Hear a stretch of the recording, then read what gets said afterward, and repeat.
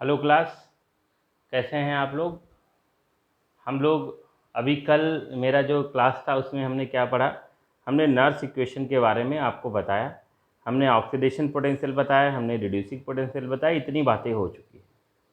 तो इलेक्ट्रोकेमिस्ट्री में आगे बढ़ने से पहले जितने लोग अभी हमारे लाइव आ चुके हैं उतने लोग केवल नीचे चैट बॉक्स में अपना नाम लिखेंगे, केवल नाम लिखेंगे, है ना।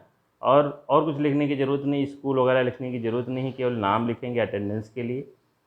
और और जो लोग नहीं आए हैं उनको स्क्रीनशॉट लीजिए, जो भी ग्रुप है आप उस ग्रुप में भेजिए और लोगों से कहिए कि आके क्लास ज्वाइन करें, क्योंकि ये चैप्टर भी अब लगभग आपका 70% आपका ख़त्म हो गया नर्स इक्वेशन के बाद। तो 30% बचा है और आपको पता है कि बहुत सारी बातें हमारे इस बार 2020 सिलेबस से रिड्यूस कर दी गई हैं, तो उसको तो मैं पढ़ाऊँगा नहीं अब, है ना। तो इलेक्ट्रोकेमिस्ट्री में जो अगला टॉपिक हम लोग पढ़ने जा रहे हैं, नेक्स्ट टॉपिक जो पढ़ने जा रहे हैं वो आपका है गिब्स फ्री एनर्जी। क्या पढ़ेंगे हम लोग? Gibbs free energy. तो आप लोग अपना सब लोग नाम नीचे लिख दीजिए। सबको गुड आफ्टरनून, है ना। गुड आफ्टरनून सबको भाई, वेरी गुड आफ्टरनून, ठीक है ना। और हम लोग पढ़ना स्टार्ट करते हैं। थोड़ा और हम वेट कर लेते हैं, 1-2 मिनट का इंतज़ार कर लेते हैं ताकि और लोग आके ज्वाइन कर लें। जितना ज़्यादा लोग देखेंगे उतना बेनिफिट रहेगा। अब मैं जो भी वीडियो अपलोड करूँगा उसको मैं इस चैनल से हटाऊँगा नहीं, तो आपको टेंशन लेने की ज़रूरत नहीं है। और एक बढ़िया न्यूज़ मैं आपको बताने जा रहा हूँ, जो भी आपके बायोलॉजी वाले स्टूडेंट हैं उनके लिए बेनिफिट के लिए, उनके बेनिफिट के लिए क्या, मैं आज से ही, है ना, आज शाम से, शाम को आज कोई टाइम डिसाइड कर लेंगे, 5 बजे फिक्स है। डेली 5 बजे मैं आपको बायोलॉजी भी पढ़ाऊँगा आपको। तो जितने भी बायोलॉजी वाले हैं आके देख सकते हैं, है ना। जो पहला यूनिट है आपका रिप्रोडक्शन, उसमें चैप्टर नंबर 2 से आपको पढ़ाना स्टार्ट करूँगा। तो अभी हम लोग इलेक्ट्रोकेमिस्ट्री पढ़ रहे हैं। इलेक्ट्रोकेमिस्ट्री में और लोगों को कहिए आके जुड़े और मैक्सिमम लोग हमारे इस लेक्चर को क्या करें, सुने। आवाज़ आ रही है हमारी सबको, सब वीडियो क्वालिटी ऑलमोस्ट सबको सही मिल रही होगी। तो अब हम लोग आज जो टॉपिक पढ़ेंगे इलेक्ट्रोकेमिस्ट्री में, वो टॉपिक है क्या? वो टॉपिक है गिब्स फ्री एनर्जी। ये आपका गिब्स फ्री एनर्जी। तो आप सोच रहे होगे सर ये तो मैंने पढ़ा है कहीं ना कहीं, है ना। ये पढ़ा है आपने, तो आप बताओ आप कहाँ पढ़े हो। चैट सेक्शन में आप लिख के दीजिए आपने इसको कहाँ पढ़ा है। 100% आपने कहाँ पढ़ा है? थर्मोडायनेमिक्स में पढ़ा है। थर्मोडायनेमिक्स, थर्मोकेमिस्ट्री करके आपका एक चैप्टर है जो आपका क्लास 11th में, उसमें आपने पढ़ा है। लेकिन एक अच्छी बात मैं बताऊँ, एक नया बात बताऊँ इसमें। नया बात क्या है कि आपका जो फ्री टर्म है, जो फ्री टर्म है, इसको आईयूपीएसी ने क्या कर दिया है? रिमूव कर दिया है। It remove by IUPAC, removed by IUPAC, international pure and applied chemist, जो आपका ऑर्गेनाइजेशन है, उसने अब फ्री टर्म हटा दिया है। अब जो टर्म दिया वो क्या है आपका? Gibbs energy. आईयूपीएसी कहता है कि इस गिब्स एनर्जी को हम जी से रिप्रेजेंट करेंगे। और जो आपका गिब्स एनर्जी है ये एनर्जी से रिलेटेड टर्म है। और एनर्जी से रिलेटेड टर्म जब भी आता है, थर्मोडायनेमिक्स में आपने पढ़ा होगा, एनर्जी से रिलेटेड टर्म जो भी आया है, आपसे अगर पूछा जाए कि आपके पास कितनी एनर्जी है, हम कभी नहीं बता सकते। सेम उसी तरह से कि जितने लोग भी पढ़ रहे हैं, आपका जो भी क्लास होगा या जो भी आपके दोस्त होंगे, आप उन सबसे एक क्वेश्चन पूछेगा आपके पास कितना दिमाग है, कितना दिमाग है। तो क्या बताएगा कोई? मेरे पास 2 किलो दिमाग है, 3 किलो दिमाग है, 4 किलो दिमाग है। इसी तरह से अगर आपसे पूछा जाए आपके पास कितनी एनर्जी है, तो आप कभी भी, हम लोग ये नहीं पता लगा सकते हमारे पास कितनी एनर्जी है, बट हम ये पता लगा सकते हैं कि हमारे पास किससे एनर्जी कम है या किससे एनर्जी ज़्यादा है, या कब एनर्जी कम थी, कब एनर्जी ज़्यादा थी। इस बात को हम आसानी से क्या कर सकते हैं? पता लगा सकते हैं। जैसे अगर हम आपसे पूछे आपके पास कितना दिमाग है, तो आपके पास आंसर नहीं है, बट हम ये पता लगा सकते हैं कि आज कितना दिमाग है और कल कितना दिमाग रहेगा। चैप्टर मैंने आपको सोल्यूशन पढ़ाया है, सोल्यूशन का मैं एक टेस्ट कंडक्ट कराता हूँ, और टेस्ट लेने के बाद हमको पता लग जाएगा कि जो बच्चे आपके, जिनका दिमाग बहुत अच्छा है उनका बहुत अच्छा नंबर आएगा, जिसका दिमाग अच्छा नहीं है केमिस्ट्री में उनका अच्छा नंबर नहीं आएगा। तो हम इस तरह से कंपेयर कर सकते हैं किसके पास दिमाग कम है, किसके पास दिमाग ज़्यादा है, लेकिन अभी भी नहीं हम पता लगा पा रहे हैं किसके पास कितना दिमाग है। तो गिब्स एनर्जी, जो गिब्स फ्री एनर्जी है उसको गिब्स एनर्जी हम लोग कहते हैं। IUPAC ने इसको गिब्स एनर्जी दे दिया है, अब गिब्स फ्री एनर्जी नहीं है। तो हम लोग गिब्स एनर्जी क्या होता है, the useful energy, the available useful energy of the system, या कह सकते हैं the energy that use for useful work in chemistry. Chemistry के अंदर जो केमिकल रिएक्शन होते हैं, उस केमिकल रिएक्शन दो टाइप के होते हैं। एक रिएक्शन में जो प्रोडक्ट बनता है, वो प्रोडक्ट जो बनेगा वो कहीं ना कहीं प्रोडक्ट आपके रेट ऑफ रिएक्शन को कहीं कम कर रहा होगा, या प्रोडक्ट बनने में बहुत ज़्यादा समय लग रहा होगा, या बहुत सारी और प्रॉब्लम क्रिएट हो जाएगी प्रोडक्ट के रिस्पेक्ट में। तो हम गिब्स एनर्जी को क्या कहते हैं, the energy available with the system in order to useful work. The energy available for the system in order to useful work is called Gibbs energy और Gibbs free energy। तो इसको हम define कैसे करेंगे, तो हम लोग क्या कहेंगे, the energy available for useful work, है ना, the energy available for useful work is called Gibbs free energy. इसको हम लोग क्या कहते हैं, गिब्स फ्री एनर्जी कहते हैं। और गिब्स फ्री एनर्जी से हम क्या क्या बातें पता लगाते हैं, गिब्स फ्री एनर्जी से हम पता लगाते हैं कि हमारा जो भी केमिकल रिएक्शन हो रहा है वो केमिकल रिएक्शन स्पॉन्टेनियस है, नॉन स्पॉन्टेनियस है, इक्विलिब्रियम पे है, कैसा है, रिएक्शन फॉरवर्ड जा रहा है, रिएक्शन बैकवर्ड जा रहा है, रिएक्शन कहाँ जा रहा है, ये सारी बातें हम लोग क्या करते हैं, पता लगाते हैं। तो हमने क्या बताया कि एनर्जी के किसी भी टर्म की एग्जैक्ट वैल्यू को हम कभी भी पता नहीं लगा सकते हैं। तो हम पता क्या लगा सकते हैं, चैट बॉक्स में बताइए आप। एनर्जी नहीं पता लगा सकते, एग्जैक्ट एनर्जी नहीं पता लगा सकते, तो पता क्या लगा सकते हैं, हम लोग पता लगा सकते हैं चेंज इन एनर्जी। हम लोग पता लगा सकते हैं चेंज इन एनर्जी। आप बताइए गिब्स एनर्जी का फॉर्मूला क्या है, चैट बॉक्स में लिखिए गिब्स एनर्जी का फॉर्मूला क्या है। अगर आपने थर्मोडायनेमिक्स पढ़ा होगा तो आपने गिब्स एनर्जी का फॉर्मूला भी देखा होगा। गिब्स एनर्जी का फॉर्मूला होता है G equal to H minus TS। Gibbs energy equal to क्या होता है, H माइनस TS। तो G क्या है आपका, गिब्स एनर्जी है, H क्या है, इंथैल्पी है, T क्या है आपका, टेम्परेचर है, किसमें, केल्विन में, S क्या है, एंट्रोपी है। तो ये बात आपको पता होना चाहिए कि G क्या है, G आपका गिब्स एनर्जी है, H क्या है, इंथैल्पी है, S क्या है, एंट्रोपी है, randomness of the system. System कितना रैंडम हुआ, पहले रिएक्टेंट सॉलिड था तो लिक्विड हो गया क्या, पहले रिएक्शन आपका लिक्विड था अब गैस हो गया क्या, पहले रिएक्टेंट आपका गैस था कहीं सॉलिड हो गया क्या। तो ये आपको पता है कहाँ एंट्रोपी घट रही है, कहाँ एंट्रोपी बढ़ रही है, सारी बातें डिस्कस करने का नहीं है, क्योंकि हम लोग थर्मोकेमिस्ट्री, हम लोग इलेक्ट्रोकेमिस्ट्री पढ़ रहे हैं। इलेक्ट्रोकेमिस्ट्री में हम इलेक्ट्रॉन के रिस्पेक्ट में देखेंगे, पोटेंशियल के रिस्पेक्ट में देखेंगे, सेल के रिस्पेक्ट में देखेंगे, नर्स इक्वेशन के रिस्पेक्ट में, ये सारी बातें हम लोग देखने वाले हैं। तो हमने बताया कि जी की एग्जैक्ट वैल्यू तो नहीं पता लगा सकते, लेकिन हम लोग डेल्टा जी फाइंड कर सकते हैं। डेल्टा जी क्या होता है, change in enthalpy. Delta G change in enthalpy equal to आपका इसी तरह से, सॉरी, डेल्टा जी आपका क्या है, चेंज इन गिब्स एनर्जी है। डेल्टा जी इक्वल टू हो जाएगा delta H minus T delta S. Delta G equal to delta H minus T delta S. तो डेल्टा जी क्या है, change in Gibbs energy, delta H क्या है, change in enthalpy, और delta S क्या है, चेंज इन एंट्रोपी। रेंडमनेस घट रहा है या रेंडमनेस बढ़ रहा है। अब मैं ये क्यों बता रहा हूँ, क्योंकि हमको गिब्स एनर्जी फाइंड करना है इन टर्म ऑफ पोटेंशियल। किसके टर्म में फाइंड करना है, इन टर्म ऑफ पोटेंशियल। अब बताइए आप, एक लोग हमको बताइए, अगर मैं लिखता हूँ work done by the system, work done by the system, तो आप लोग, कोई लोग बताइए थर्मोडायनेमिक्स में, आप फिजिक्स की बात नहीं करिए, work done by the system positive होगा या नेगेटिव होगा, बताइए।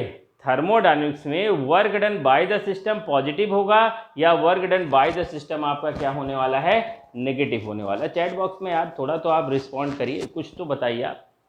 100% work done by the system क्या होने वाला है आपका, नेगेटिव होने वाला है।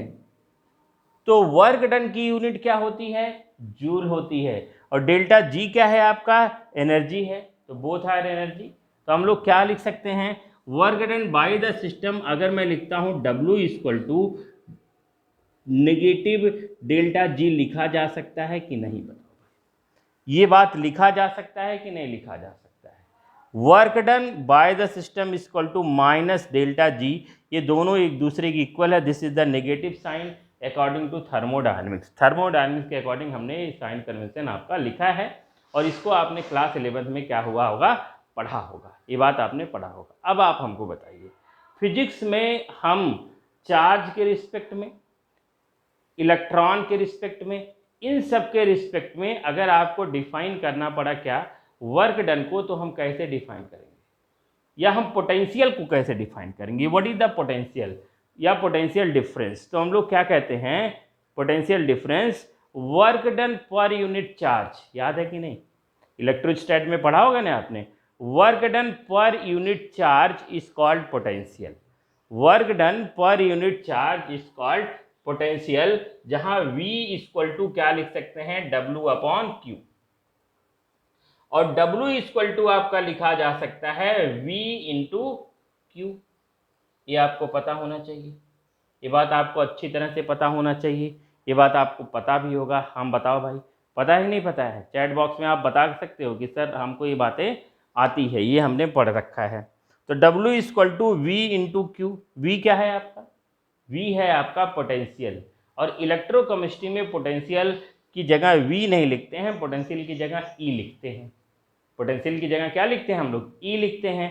तो हम V की जगह क्या लिख सकते हैं, V की जगह लिख सकते हैं E सेल, लिख सकते हैं ना, V की जगह हम E सेल लिख सकते हैं ना भाई, V की जगह E सेल लिख सकते हैं। और बताइए Q इक्वल टू आपको पता है N into E, Q equal to N into E। N क्या है, number of electron transfer, E क्या है, चार्ज, किसका चार्ज, इलेक्ट्रॉन का चार्ज। तो यहाँ इलेक्ट्रॉन का चार्ज नहीं, हमको फैराडे में लिखना है। हाँ भाई, तो हम लोग क्या लिख सकते हैं, हम इसी बात को इलेक्ट्रोकेमिस्ट्री में लिख सकते हैं, Q equal to N into F, Q equal to N into F। ये बातें लिखी जा सकती है कि नहीं, आप हमको ही बताएं। इतनी बातें हम लोग लिख सकते हैं कि नहीं लिख सकते हैं, सारी बातें। हम लोग V की जगह E लिख दें और Q की जगह क्या लिख दें, NF लिख दें। तो हम W जो लिखा है आपका, या डेल्टा G जो लिखा है, वो डेल्टा G की जगह क्या हो जाएगा, डेल्टा G की जगह देखिए W है आपका माइनस में, V इंटू क्यू।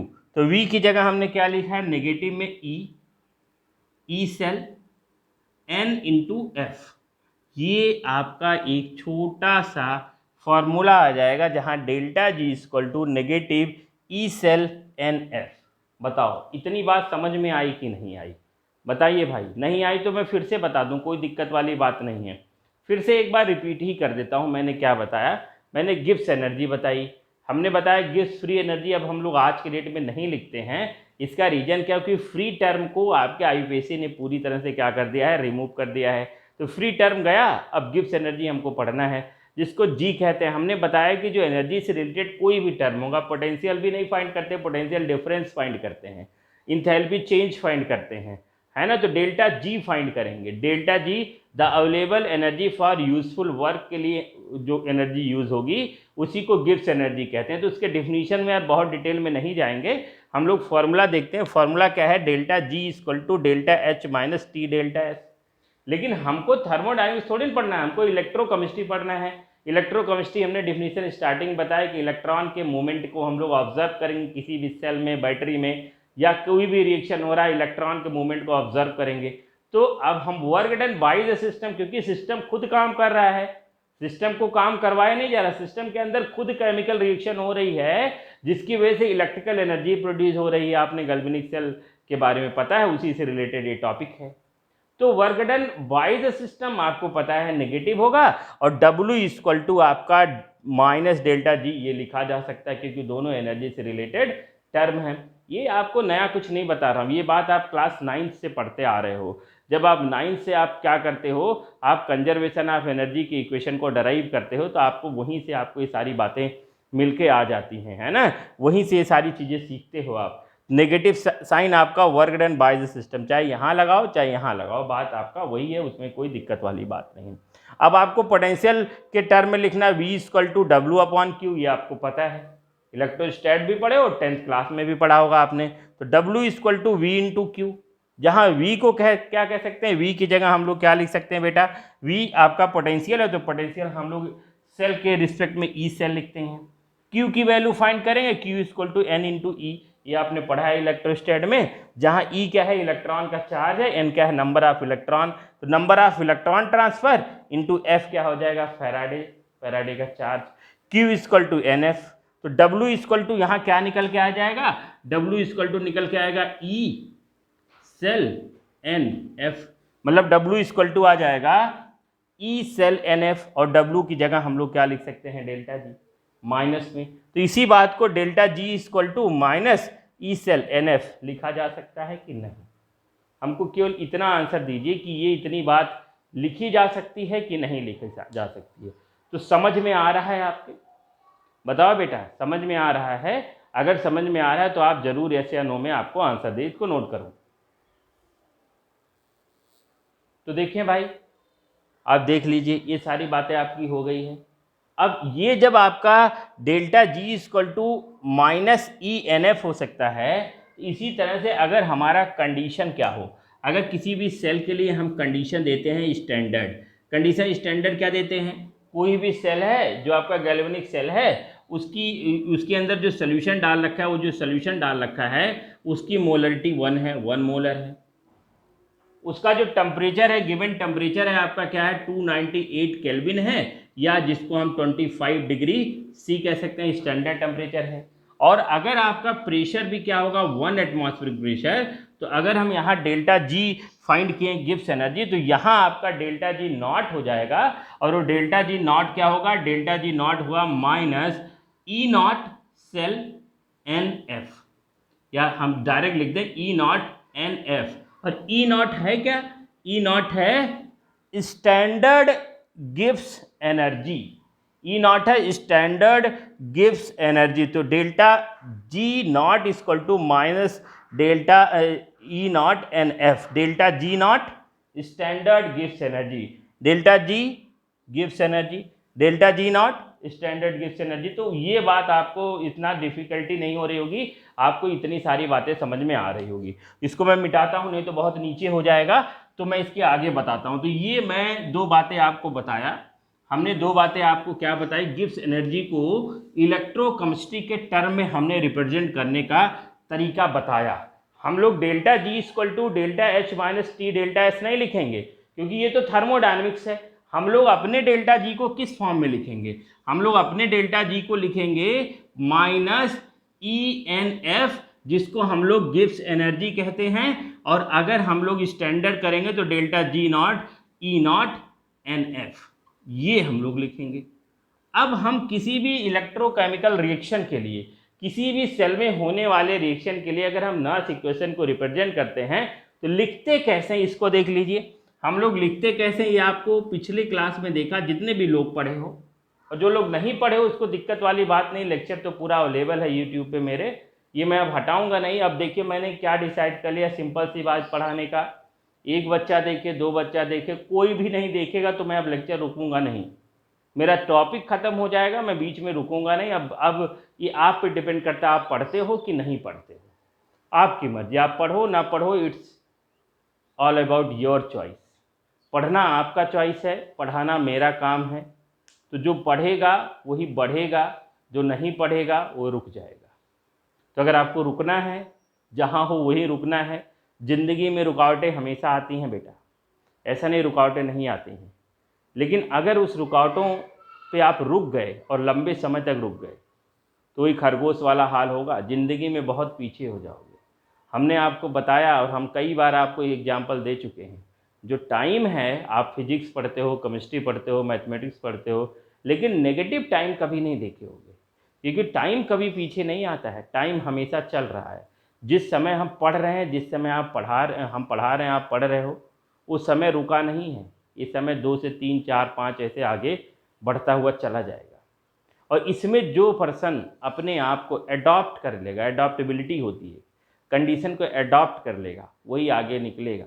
एक्सक्यूज़ तो बहुत है कि नेट नहीं है हमारे पास, पढ़ने का कंडीशन नहीं है, मन नहीं कर रहा, मोबाइल से कभी पढ़ा नहीं मैंने, सर हमारे सामने है नहीं, है ना। सर आपके लिए अवेलेबल हैं बेटा, आप हमसे फ़ोन करके क्वेश्चन पूछ सकते हो, मेरा नंबर पता है आपको।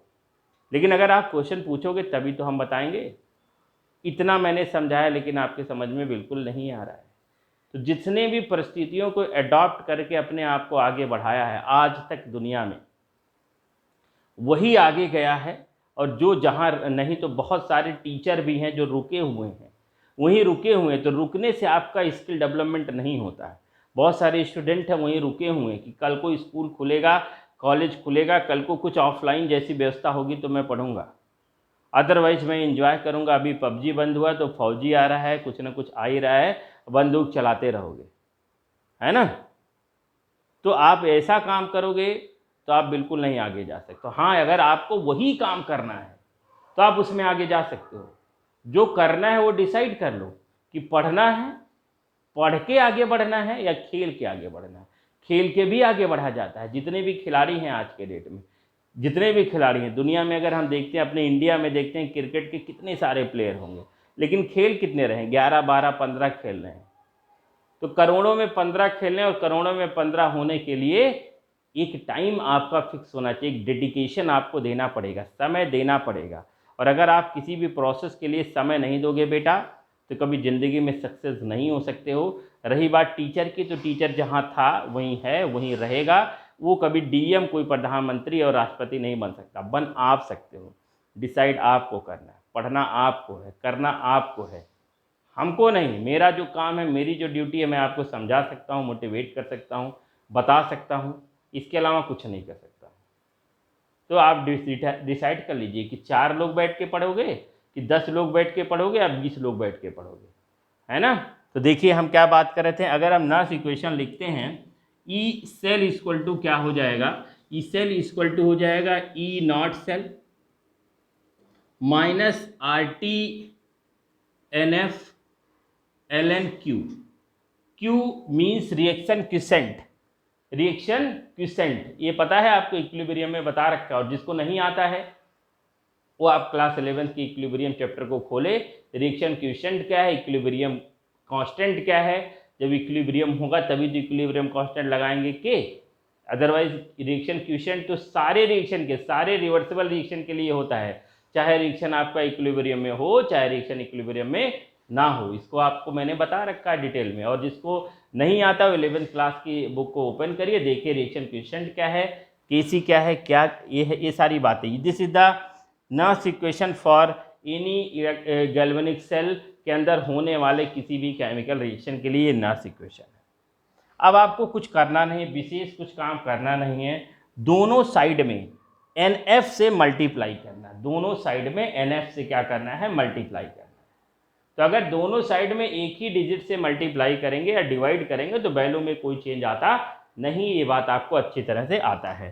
थोड़ा और लिख देते हैं भाई, जो लोग को समझने में दिक्कत होगी। इस सेल इक्वल टू, इसको इसमें मल्टीप्लाई कर देते हैं तो NF E naught cell minus RT upon NF ln Q।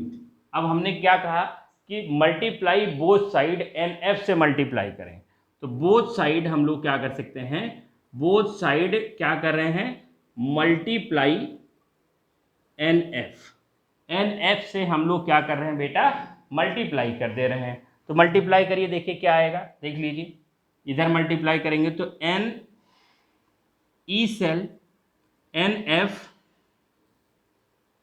E cell is equal to, multiply करेंगे इसमें NF E naught cell minus RT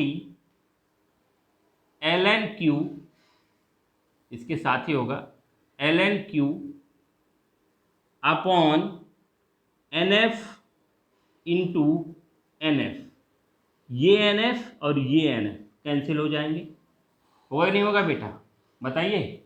ये सारी चीज़ें कैंसिल हो जाएंगी मल्टीप्लाई करने के बाद। समझ में आ रहा है हमने क्या किया है? हम केवल चाह रहे हैं कि इक्वेशन जो भी आए वो गिब्स एनर्जी या गिब्स फ्री एनर्जी के standard Gibbs free energy and Gibbs energy के टर्म में हम इक्वेशन को रिप्रेजेंट करने वाले हैं, नर्स इक्वेशन को रिप्रेजेंट करने वाले हैं, क्योंकि बहुत सारे न्यूमेरिकल इस टॉपिक से आपके एग्जाम में पूछे जाते हैं।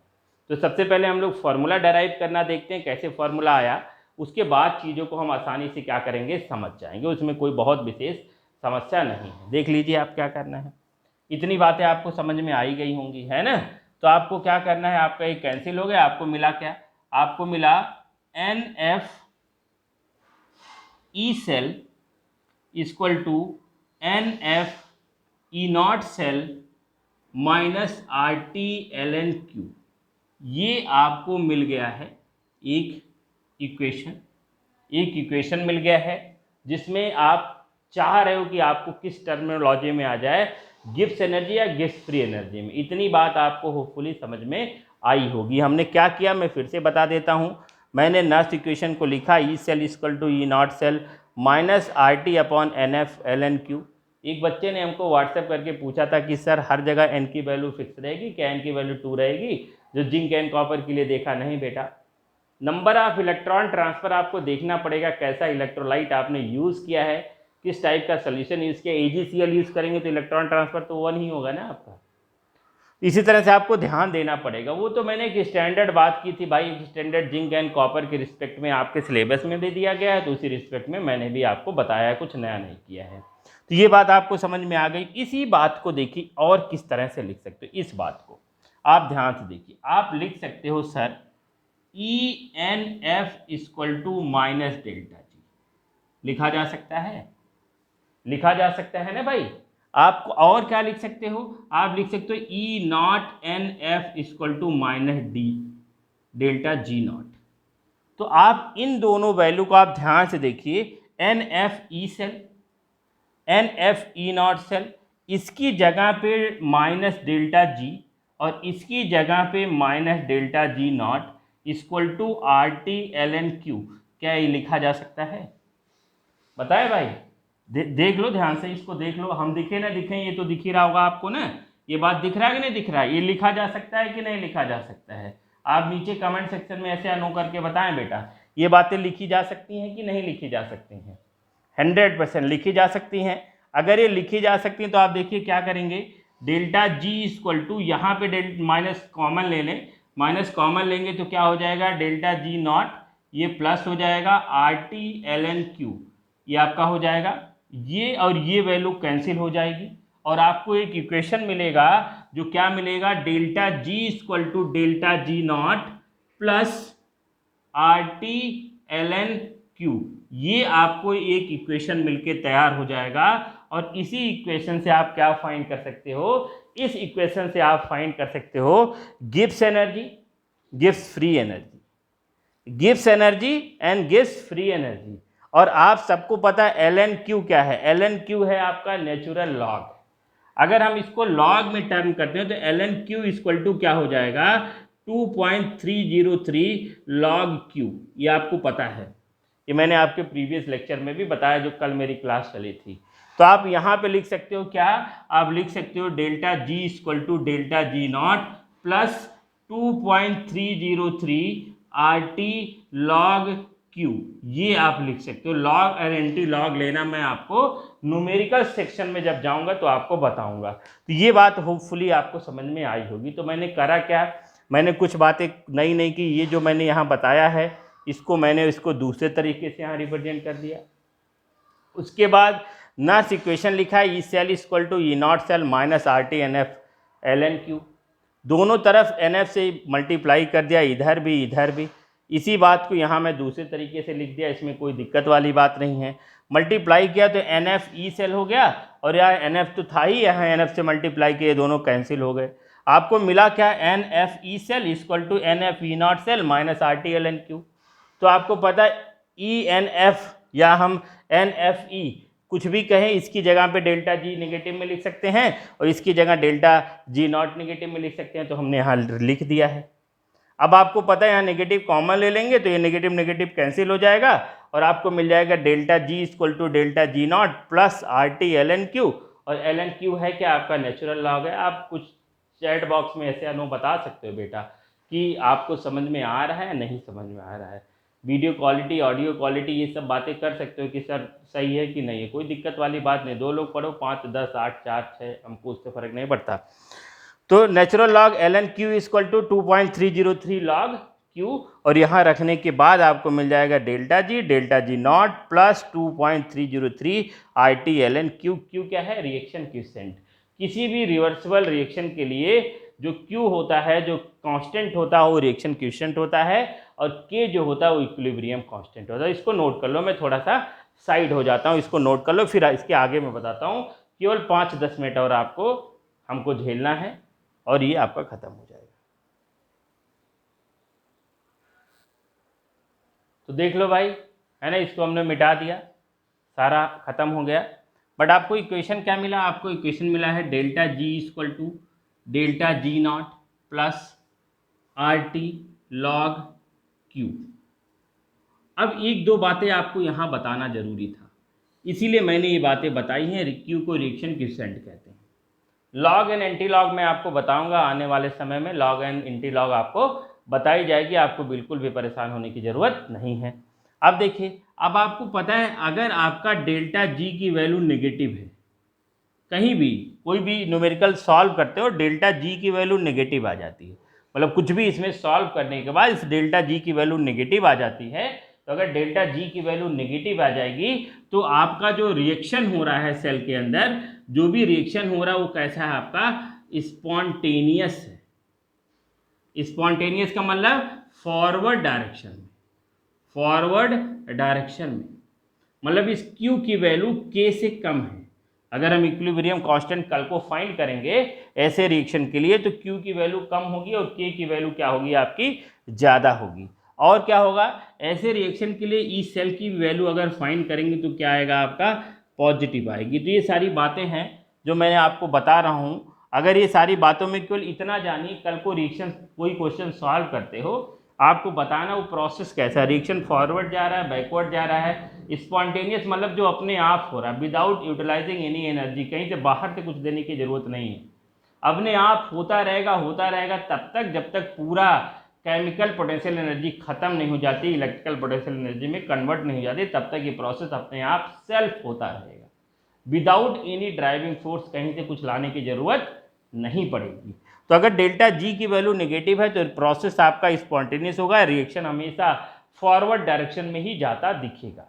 अगर आप कोई न्यूमेरिकल सॉल्व करते हो और जहां आप देखते हो कि डेल्टा जी की वैल्यू पॉजिटिव आ गई, तो आपका वो जो उसके अंदर केमिकल रिएक्शन हो रहा है, जो रिएक्शन हो रहा है वो क्या होगा, आपका नॉन स्पॉन्टेनियस।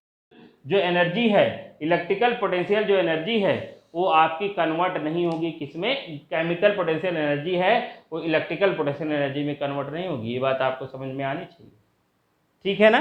तो रिएक्शन नॉन स्पॉन्टेनियस होगा, डेल्टा जी अगर पॉजिटिव है तो जो रिएक्शन क्यूसेंट है उसकी वैल्यू इक्विलिब्रियम कांस्टेंट से ज़्यादा होगा, और ई सेल की वैल्यू हमेशा क्या आएगी, उस कंडीशन में नेगेटिव आएगी। ये बात आपको पता है। इसके बाद ये थर्ड जो बात है ये इंपॉर्टेंट है, अगर डेल्टा जी की वैल्यू जीरो है, डेल्टा जी की वैल्यू जीरो है तो रिएक्शन किस में होगा, रिएक्शन होगा इक्विलिब्रियम पे, इक्विलिब्रियम पे, जहाँ Q इक्वल टू हम लोग K लिख सकते हैं, और ई सेल की वैल्यू आप इक्विलिब्रियम पे क्या कहते हो सर जी, ये जीरो हो गया है, तो रिएक्शन इक्विलिब्रियम पे आ गया है।